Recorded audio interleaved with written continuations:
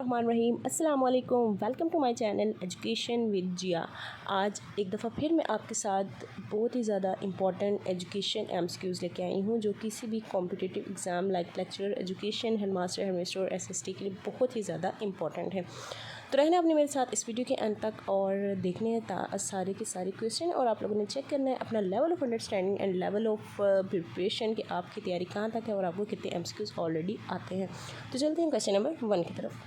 Question number 1 है an assessment is dash if it consistently achieves the same results with the same students। अब यहाँ पे जो keyword आपने तलाश करना है वो क्या है? कंसिस्टेंटली एक वर्ड और दूसरा है सेम रिज़ल्ट।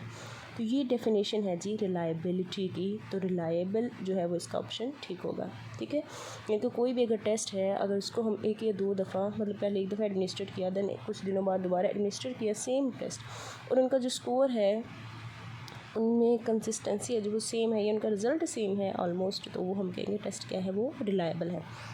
नेक्स्ट क्वेश्चन है a dash assessment is one which measures what is intended to measure. बिल्कुल एक टेस्ट है, एक असेसमेंट जो है वो तब हम कह लेंगे कि वो वैलिड होती है। यहाँ जो ऑप्शन ठीक है वो वैलिड है जिस चीज़ को नापने के लिए, जिस चीज़ को मेजर करने के लिए वो टेस्ट हमने बनाया है तो चीज़ को हम क्या कहेंगे कि वो वैलिड है। लाइक टेस्ट है, हम बच्चे के जमा और माइनस हमने बच्चे को पढ़ाया है, ठीक है, और टेस्ट भी हम उसी पे ही बना रहे हैं, हम जमा और माइनस पे, तो हम कहेंगे ये टेस्ट क्या है वैलिड है। लेकिन अगर हम टेस्ट पढ़ाया तो हमने जमा माइनस है लेकिन टेस्ट हम बना दें ज़रब और तकसीम का तो that test will be not valid. ठीक हो गया। तो जो चीज़ मेजर करनी है उसी का ही टेस्ट बनाएंगे तो हम कहेंगे वो वैलिड है। तो ए ऑप्शन ठीक है। नेक्स्ट है the use of technology to enhance learning process is called in education. तो लर्निंग प्रोसेस को बढ़ाने के लिए जो हम टेक्नोलॉजी इस्तेमाल करते हैं एजुकेशन में उसको हम क्या कहते हैं? आईसीटी।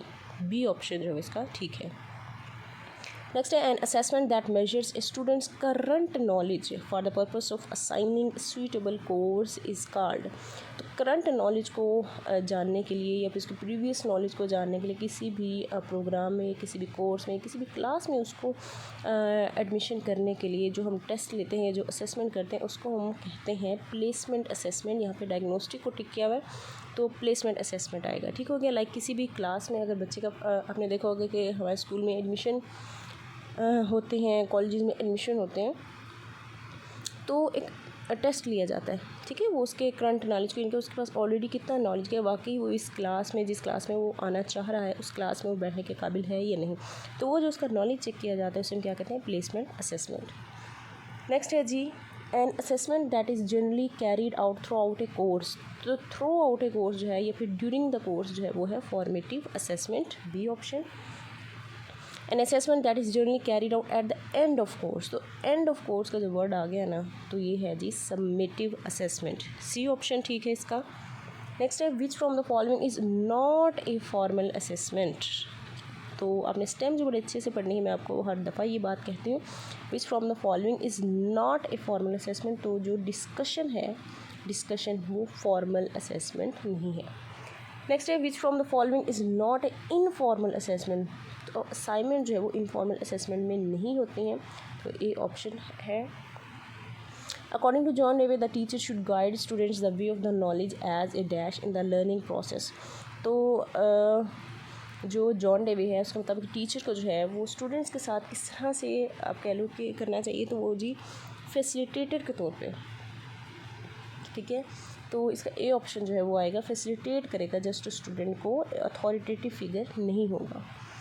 क्योंकि child centre according to John Dewey जो है वो स्टूडेंट्स के इंटरेस्ट के मुताबिक नॉलेज को प्रेफर करते हैं, तो इसलिए टीचर को जस्ट फैसिलिटेटर या हेल्पर के तौर पे ही वो लेते हैं। नेक्स्ट है the philosopher who worked in the mathematical and scientific didactics was. तो जी वो कौन सा फ़िलासफ़र है जिसने मैथमेटिशियन के तौर पे भी और साइंटिफिक डायडेक्टिक्स के तौर पे भी जो है वो काम किया? वो है जी मार्शन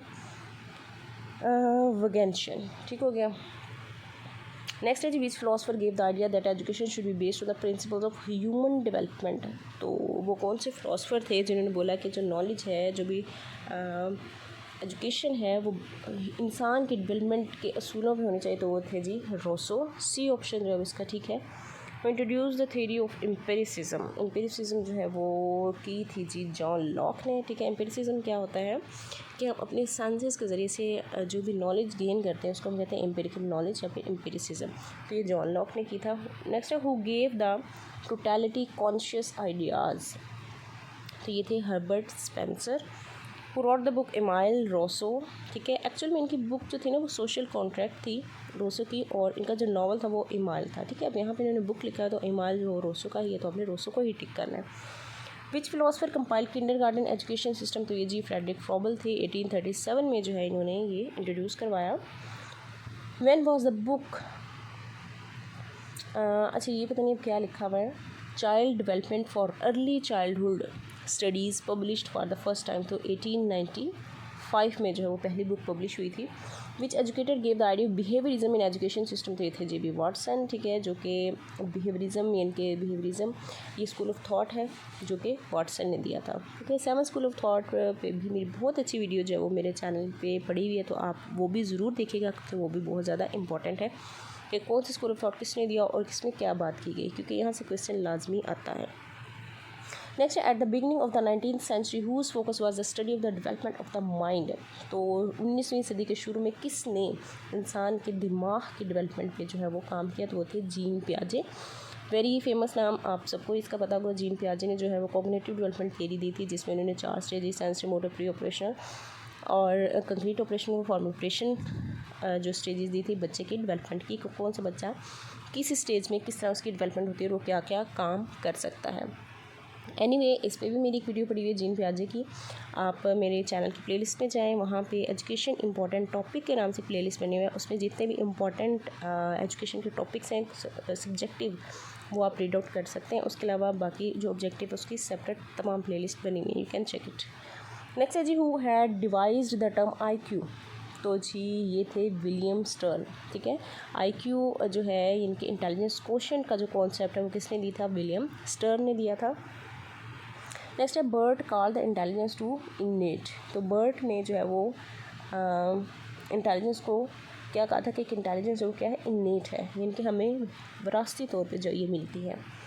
नेक्स्ट है which educated presents law of readiness, law of exercise and law of effect. जी थॉर्नडाइक थे जिन्होंने 3 लॉज ऑफ लर्निंग दिए थे। वेरी वेरी इंपॉर्टेंट, इनको बिल्कुल भी इग्नोर नहीं किया जा सकता।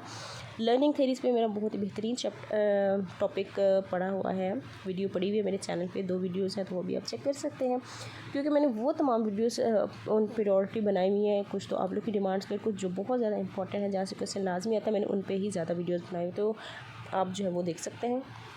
तो 3 लॉज जो है वो लॉ ऑफ रेडीनेस, यानी कि कोई भी काम जब हमने करना है तो उसके लिए तैयार होना। लॉ ऑफ एक्सरसाइज, कोई भी चीज़ जो हम जितनी प्रैक्टिस करेंगे, जितनी उसकी एक्सरसाइज करेंगे, उतनी ही वो मजबूत होती जाएगी, वो काम हमारा उतना ही बेहतर होता जाएगा। लॉ ऑफ इफेक्ट क्या है कि कोई भी चीज़ का जो असर है, अगर तो अच्छा हमें रिज़ल्ट मिल रहा है, अच्छा रिस्पॉन्स मिल रहा है या अच्छा असर पड़ रहा है तो हम काम करेंगे, और अगर अच्छा असर नहीं पड़ रहा, अच्छा रिस्पॉन्स नहीं मिल रहा, अच्छा रिज़ल्ट नहीं मिल रहा, तो वो लॉ ऑफ इफेक्ट है। ठीक है ना, अगर एक बच्चा है काम कर रहा है, ठीक है, अगर तो उसको बहुत अच्छा रिस्पॉन्स मिला, टीचर से प्रेज़ मिली है या रिवॉर्ड मिला है कोई, तो वो उसका इफ़ेक्ट बहुत अच्छा है, तो वो बच्चा वो काम करेगा। ठीक है ना, और अगर उसको पनिशमेंट मिली है, मार पड़ी है, तो वो काम नहीं करेगा दोबारा से। तो ये लॉ ऑफ इफेक्ट है, तो ये थॉर्नडाइक ने दिया था। नेक्स्ट है जी who said that these situations are mental evolutions that are aspects of conflict and anxiety. तो ये जी कहा था राल्फ टायलर ने। राल्फ टायलर इसके अलावा भी आपको पता होना चाहिए कि इन्होंने करिकुलम का जो है मॉडल दिया था। इन्होंने फादर ऑफ करिकुलम जो है डेवलपमेंट भी कहा जाता है। ठीक है, और इस पर भी बहुत बेहतरीन जो टॉपिक है, वीडियो है, वो मेरे चैनल पे पड़ी, आप देख सकते हैं।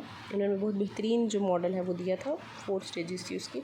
इसके बाद है जी फॉर्मल एजुकेशन और schooling training present plan programmes of study. बिल्कुल, फॉर्मल एजुकेशन में क्या होता है ये आपको मैं तकरीबन जिस वीडियो में आता है उसमें वहाँ पे एक्सप्लेन करती हूँ, क्योंकि ये चीज़ें वो हैं जो कि बहुत ज़्यादा पूछी जाती हैं पेपर में। फॉर्मल एजुकेशन में चीज़ें को प्लान किया हुआ होता है, उनमें एक स्पेसिफिक करिकुलम होता है, स्पेसिफिक मेथड्स यूज़ किए जाते हैं, स्पेसिफिक एग्जामिनेशन होता है और बच्चों को सर्टिफिकेट भी दिया जाता है। ठीक है, क्योंकि बाकी जो टाइप्स ऑफ एजुकेशन उनमें इतनी हर चीज़ प्लान्ड नहीं होती है इनफॉर्मल में भी, लेकिन इतनी नहीं जितनी कि फॉर्मल में होती है। ठीक है, नेक्स्ट है जी in childhood which conditions are favourable for improving of skills and knowledge began in तो होम। ठीक है, मतलब बचपन में जो बच्चे की स्किल्स और नॉलेज है वो कहाँ पे बच्चे हम फेवरेबल या बेहतर कर सकते हैं, तो सबसे पहले होम है, उसके बाद हर चीज़ आ जाती है। ठीक है ना। यहाँ पे एक और क्वेश्चन होता है कि सबसे पहले जो है नॉलेज वो कहाँ से हासिल की जाती है, तो वो होम से ही होती है। ठीक है, जब बच्चा पैदा होता है तब से वो ज़ाहिर है घर में है, वो अपने माहौल से, अपनी फैमिली से सारा कुछ सीखेगा, उसके बाद ही वो 3-4 साल बाद स्कूल में जाएगा ना। तो पहली जो आप कह लो कि दरसगाह आप कह लो वो घर ही है। ठीक है, नेक्स्ट है from the given below which is most suitable for the study of human behaviour. तो ये जी साइकोलॉजी, बिल्कुल साइकोलॉजी का आप अगर डेफिनेशन देखो तो वो ह्यूमन बिहेवियर ही है, स्टडी ऑफ ह्यूमन बिहेवियर। और अगर मीनिंग पूछा जाए तो वो स्टडी ऑफ सोल है साइकोलॉजी का, और डेफिनेशन पूछी जाए तो स्टडी ऑफ बिहेवियर है, तो वो हम साइकोलॉजी में देखते हैं। नेक्स्ट है जी education dash explains the gaining experience from birth through old age. तो बच्चे से लेकर इनके बर्थ से लेकर ओल्ड एज तक जो एक्सपीरियंस है तमाम जो गेन करते हैं, वो कौन से टाइप ऑफ एजुकेशन एक्सप्लेन करती है, तो वह साइकोलॉजी है। ठीक है जी, साइकोलॉजी में हम क्योंकि ह्यूमन बिहेवियर को देखते हैं तो उसमें डेवलपमेंट उसकी स्टार्ट से लेकर एंड तक जो है वो डेथ तक वो सारा एक्सप्लेन किया जाता है साइकोलॉजी में। नेक्स्ट है who are usually responsible for conducting classroom and laboratory learning studies which are carefully plan. तो साइकोलॉजिस्ट ऑफ एजुकेशन। ठीक है, स्कूल से रिलेटेड, स्टूडेंट से रिलेटेड जितनी भी आप कह लो कि लर्निंग वगैरह है, जो भी बातें वगैरह वो सारी साइकोलॉजी में आ जाएंगी। ठीक हो गया। नेक्स्ट है psychologist are agreed that education implies can be regarded as both process and product. ठीक हो गया, इनकी चीज़ों को हम पहले प्रोसेस करते हैं, पहले लेके चलते, एट द एंड हमें रिजल्ट मिलता है। नेक्स्ट है जी in 19th century European psychologist devoted best attention to studies dealing with dash imaginary. तो जी है mental, A option. Which psychologist introduced the application of scientifically evolved principle and theories of learning in education system. तो American psychologist थे जिन्होंने scientifically evolved principle को introduce करवाया, और theories of learning जो है वो भी उन्होंने ही इंट्रोड्यूस करवाई। ज़्यादातर जो थे वो अमेरिकन थे। उसके बाद at the end of 19th century which philosopher formulated laws of learning as a result of his experiments with animals. बिल्कुल, एडवर्ड थॉर्नडाइक, मैंने आपको ऊपर अभी बात की है लॉज ऑफ लर्निंग जिन्होंने दिया है, और उन्होंने जानवरों के साथ जो है वो एक्सपेरिमेंट किए थे। ठीक हो गया, तो एडवर्ड थॉर्नडाइक हैं वो जिन्होंने जानवरों के साथ एक्सपेरिमेंट किया था। ठीक हो गया, ट्रायल एंड एरर की जो थेरी दी थी। ठीक है, और जी बिल्कुल। Next is successful educational practices evolve from the principle of dash methods, scientific methods. हो गया, साइंटिफिक मैथड्स के ज़रिए से ही जो हम प्रैक्टिसेस, कामयाब प्रैक्टिसेस करते हैं वो इसी के ज़रिए से ही करते हैं, जिसके एंड में फॉर्मुलेशन ऑफ लॉ या थेरीज जो है वो बनती है। ठीक है, फॉर्मुलेट होती है। नेक्स्ट है by genetic method of studying human development can be utilised both horizontal and vertical. The dash method is very useful in some areas of investigation. तो ये है जी क्वेश्चनर। ठीक है, ये बहुत ही ज़्यादा किसी भी चीज़ को जब हमें इन्वेस्टिगेट करना है, ये आपको पता होगा, आपने रिसर्च में पढ़ा होगा। क्वेश्चनर क्या होता है, सेट ऑफ क्वेश्चन होते हैं किसी भी पेपर पे, उस पर आपने जो है वो अपने पब्लिक से जो रिस्पॉन्स लेना होता है। ये रिसर्च में एक्चुअली है, रिसर्च जब हम करते हैं तो उसके लिए स्पेशली डिस्क्रिप्टिव रिसर्च में होता है या सर्वे स्टडी, जिसमें हम जो है क्वेश्चनर बना लेते हैं और इसमें हम अपने पब्लिक से जो है रिस्पॉन्स लेते हैं। Skilled interviewer can discover many dash about the person interviewed. तो ये है जी फैक्ट्स। ठीक है, स्किल्ड इंटरव्यूअर जो होगा, ज़ाहिर है जो बहुत ही ज़्यादा महारत रखता है इंटरव्यूअर, तो वो उस पर्सन से जिसे वो इंटरव्यू ले रहा है, वो उसके जो फैक्ट्स हैं, जो ट्रू बातें हैं, वो भी पूछ सकता है। ठीक है, इतना उसको यानी कि आप कह लो कि स्किल होगी उसके अंदर। Next dash includes data concerning family background and educational development. तो ये है जी केस स्टडी। केस स्टडी में क्या होता है कि किसी भी एक इंडिविजुअल की या इवेंट की आप डिटेल जब स्टडी करते हैं, ठीक है, जब हमने डिटेल उसका डाटा लेना होता है, तो ये है जी केस स्टडी, जिसमें हम पूरा आप उसका बैकग्राउंड चेक करते हैं। नेक्स्ट है psychological experiment is use to test concerning human behaviour. बिल्कुल, साइकोलॉजी में हम ह्यूमन बिहेवियर को टेस्ट करते हैं, तो सिंपल सा आंसर है इसका B. Method of research dash method of conducted experimentation probably both exact and refined. According to human factor individuals में vary from dash to day in their performance to day performance. ठीक है, बिल्कुल, human जो है, इंसान जो है वो दिन ब दिन चेंज होता है अपनी परफॉर्मेंस में, वो एक जैसा नहीं रहता, कांस्टेंट नहीं होता। For study purposes the members of A group of young people can be differ among themselves in habits. तो स्टडी पर्पसेस के लिए जब हम कुछ लोगों को देखते हैं, ग्रुप ऑफ मेंबर्स को देखते हैं, तो वो एक दूसरे से बिल्कुल चेंज हो सकते हैं, वो हैबिट्स में चेंज हो सकते हैं, वो एबिलिटीज़ में चेंज हो सकते हैं, उनका इंटरेस्ट चेंज हो सकता है, ठीक है ना। आपने इवन देखा होगा कि क्लास में भी हर बच्चा एक जैसा नहीं होता, ठीक है ना, हर एक का इंटरेस्ट चेंज होता है, हर एक एबिलिटीज़ कोई लाइक होता है, कोई एवरेज होता है, कोई स्लो लर्नर होता है, तो यानी कि हर चीज़ में जो एक इंसान दूसरे इंसान से चेंज होता है। Teachers are closely associated with the dash process, तो लर्निंग प्रोसेस आ जाएगा जी। The teacher can provide the kind of stimulation to enable the child to become dash learner, active learner. तो टीचर जो है वो बच्चे को जो है वो कुछ ऐसा स्टिमुलेट इस तरीके से कर सकती हैं, मुख्तलिफ तरीक़ों से स्टिमुलेट कर सकती हैं, मोटिवेट कर सकते हैं कि बच्चा जो एक एक्टिव लर्नर बन जाए। तो ये टीचर की एक बहुत आप कह लो कि इफ़ेक्टिव स्किल होगी अगर वो बच्चे को मोटिवेट कर पाएंगी लर्निंग के लिए। नेक्स्ट है जी, children should be given in opportunity to dash the democratic way of life in school. तो ये है जी एक्सपीरियंस। डेमोक्रेटिक वो वर्ड आपको पता होगा कि आपने फ़िलासफ़ी में काफ़ी जगह पढ़ा होगा। ये जॉन डेवी की फ़िलासफ़ी, प्रैग्मेटिज़म कह लो या प्रोग्रेसिविज़म, जहाँ पे डेमोक्रेसी की बात की जाती है, तो ये एक्सपीरियंस को बहुत ज़्यादा प्रेफर करते हैं, तो ये बी ऑप्शन आ जाएगा। The value of satisfaction in is dash emphasis by the psychologist nowadays, तो लर्निंग, ठीक है। Value of satisfaction in learning is emphasise by the psychologist nowadays, तो साइकोलॉजिस्ट जो है वो लर्निंग पे, स्टूडेंट की लर्निंग पे, ठीक है, बहुत ज़्यादा जोर देते हैं। तो वैल्यू ऑफ सेटिस्फेक्शन जो है वो किस में है, लर्निंग में है। For growth of children some parents and teachers were over concern about providing dash conditions, तो हेल्थफुल कंडीशंस, ठीक है। वो कहते हैं कि बच्चे की ग्रोथ के लिए कुछ पेरेंट्स और टीचर्स जो हैं वो बहुत ज़्यादा कहते हैं कि क्या चीज़ प्रोवाइड करनी चाहिए, तो वो हेल्थफुल कंडीशंस हैं। यानी कि अगर माहौल ही आप कह लो कि या वो बच्चा ही अगर मेंटली या फिज़िकली हेल्थ उसकी अच्छी नहीं होगी तो वो कैसे वो लर्न कर सकेगा। Teacher should have an intelligence quotient of 120, यानी कि एक टीचर का जो इंटेलिजेंस कोशेंट है या IQ लेवल है वो 120 होना चाहिए, ठीक है। When a teacher is certified to teach is अच्छा ये पता नहीं वर्ड क्या है, mean his dash is completed तो एजुकेशन इज़ कम्प्लीटेड, यानी कि जब एक टीचर किसी बच्चे को सर्टिफिकेट देता है तो इसका मतलब क्या है कि उसकी एजुकेशन जो है वो जिस चीज़ के लिए उसने अप्लाई किया था उसकी एजुकेशन कम्प्लीट हो गई है। Who said that a single shelf of a good European library was worth the whole native literature of India and Arabia। तो जी लॉर्ड मैकॉलरे की बहुत ही फेमस कोट है कि एक यूरोपियन लाइब्रेरी की एक सिर्फ शेल्फ जो है वो पूरी इंडिया या अरेबिया के लिटरेचर पे भारी है, ठीक है। तो लॉर्ड मैकॉलरे की बहुत ही फेमस कोट है। उसके बाद है which is the medium of instruction at primary level in Pakistan, तो है जी Urdu. Approximately 35 working years in a year at बात प्राइमरी और सेकेंडरी लेवल। ये भी बहुत ही ज़्यादा इंपॉर्टेंट क्वेश्चन है कि प्राइमरी और सेकेंडरी लेवल पे वर्किंग आवर्स एक वीक में जो है वो कितने हैं, तो 35 वर्किंग वीक्स जो है वो काउंट किए जाते हैं प्राइमरी और सेकेंडरी लेवल पे। इन 1974 university grant commission into UGC was established in Islamabad, ठीक है, जिसका नया नाम HEC है, हायर एजुकेशन कमीशन, जो कि 2002 में परवेज़ मुशर्रफ के नाम के दौर में बना था, और उसके जो पहले जो हेड थे अताउर रहमान, ये भी क्वेश्चन पूछा जाता है। Next is the university grant commission has started training programme for teachers of both degree college and universities. बिल्कुल डिग्री कॉलेज यूनिवर्सिटीज़ के लिए जो ट्रेनिंग प्रोग्राम स्टार्ट किया था UGC ने। In the organisation of the school the basic determining factor is the dash of the school, तो curriculum है, ठीक है। किसी भी स्कूल की ऑर्गेनाइजेशन में जो बेसिक फैक्टर आप कह लो कि देखा जाता है वो है जी curriculum. The curriculum should be dash in cooperative basis, तो फॉर्मुलेटेड जो करिकुलम है वो कोऑपरेटिव बेसिस पे जो है वो बनना चाहिए। B option, the staff should examine the programme continuously with the dash of the principal, तो ये है जी लीडरशिप।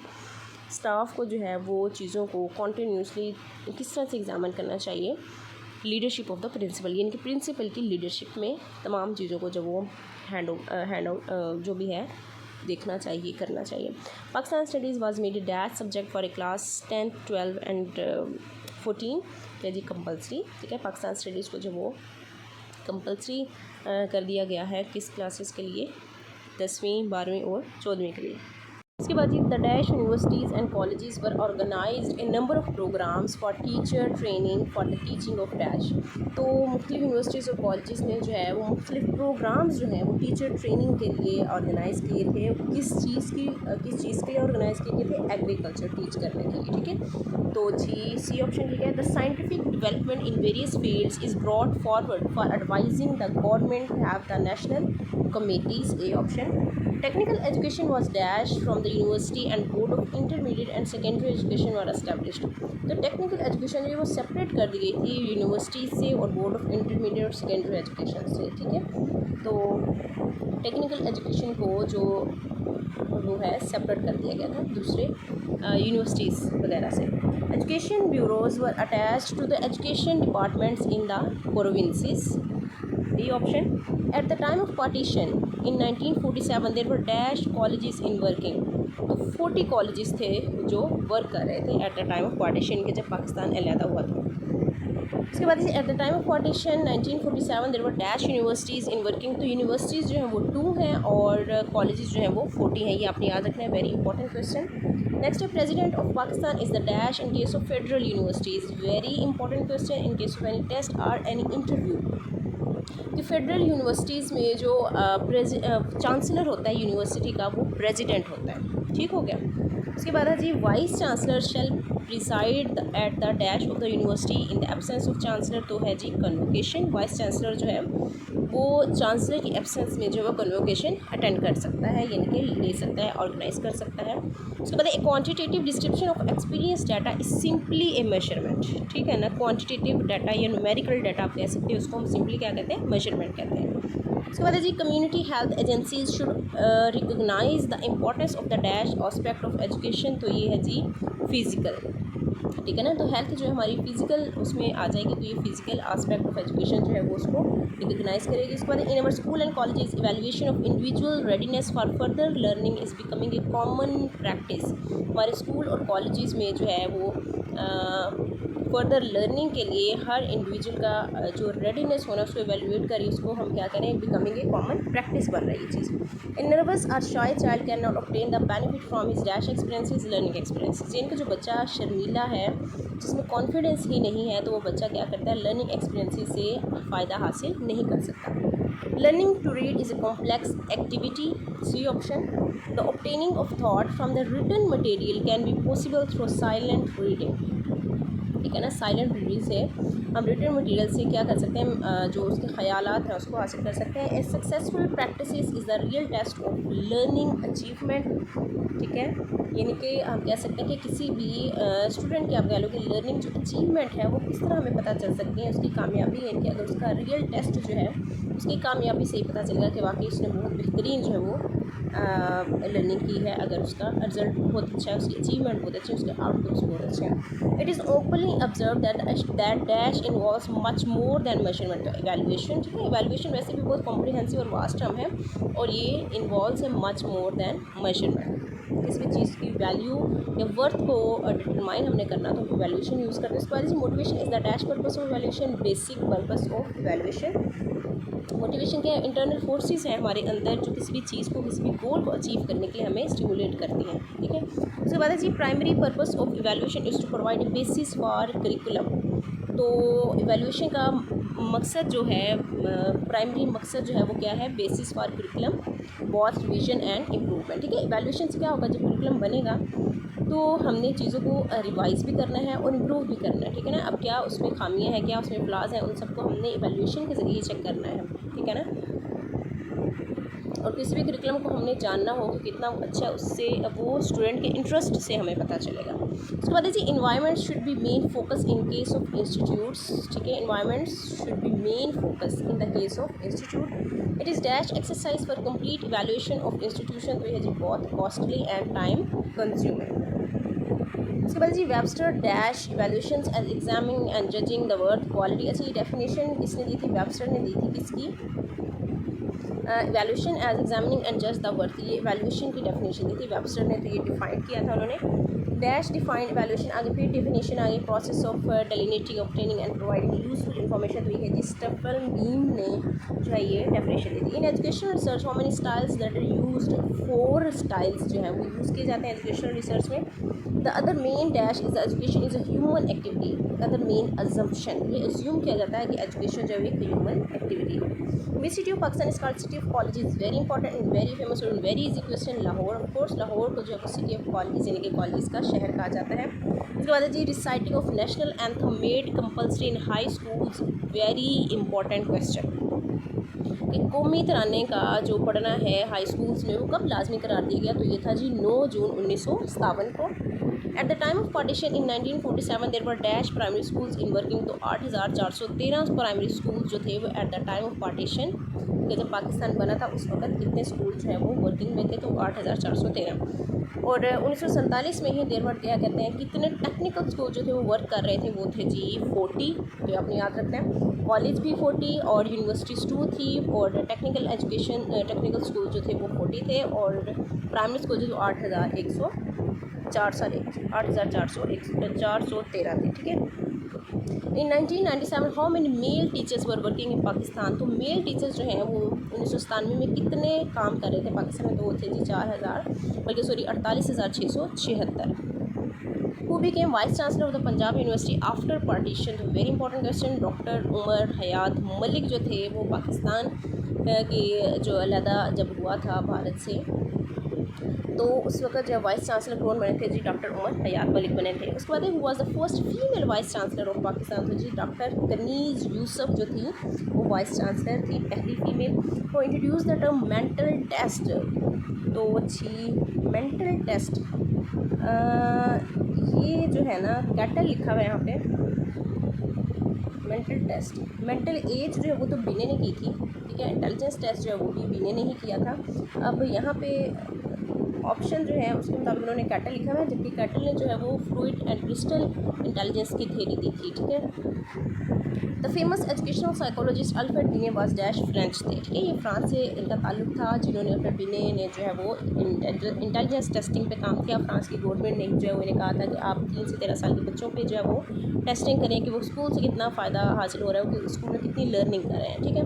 ये फ्रेंच थे, जिन्हें फाउंडर ऑफ इंटेलिजेंस टेस्टिंग भी कहा जाता है, और इन्होंने यूनिफैक्टर थ्योरी भी दी थी। उसके बाद the famous educational psychologist Terman was dash American थे। टर्मन कौन थे? टर्मन ने जो है वो IQ का जो फार्मूला था ना वो उसको फुल फॉर्म जो थी वो टर्मन ने दी थी। इनके फंक्शनल फार्मूला जो यूज़ किया जाता है वो टर्मन ने ही दिया था, इनके रिवाइज जो है वो टर्मन ने किया था 100 ऐड करके। उसके बाद है जी an attitude of fair-minded appreciation of its value can be obtained through a consideration of mental measurement. A fair mind of appreciation of its value can achieve बिल्कुल measurement. The first Binet-Simon test appeared with revision in 1908 and 1911. अच्छा जो पहला test था ना, अच्छा ये बिने Simon क्यों लिखा हुआ है? ये बिने अल्फ्रेड बिने और साइमन जो थे उनके कोलीग थे जिन्होंने मिलकर इंटेलिजेंस टेस्टिंग पे काम किया था। वो 1900 रिवीजन जो थी वो 1908 और 1911 में हुई थी, ठीक है। लेकिन जबकि पहला जो टेस्ट था वो 1905 में हुआ था।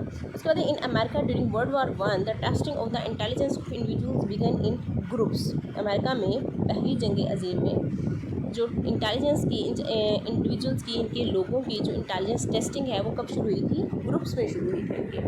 विच test represent the test of object intelligence? तो जी है language, A option. In 1854 which philosopher set up laboratory to measure human characteristic. Human की खसूसियात को मेजर करने के लिए किस फिलोसफर ने जो है वो लेबॉर्ट्रीज बनाई थी? वो थी जी गाल्टन, ठीक है, फ्रांसिस गाल्टन। अच्छा ये फ्रांसिस गाल्टन का एक और काम क्या है कि इसको फादर ऑफ इंटेलिजेंस भी कहा जाता है। इनके सबसे पहले इंटेलिजेंस पे जो काम किया था वो सबसे पहले फ्रांसिस गाल्टन ने किया था।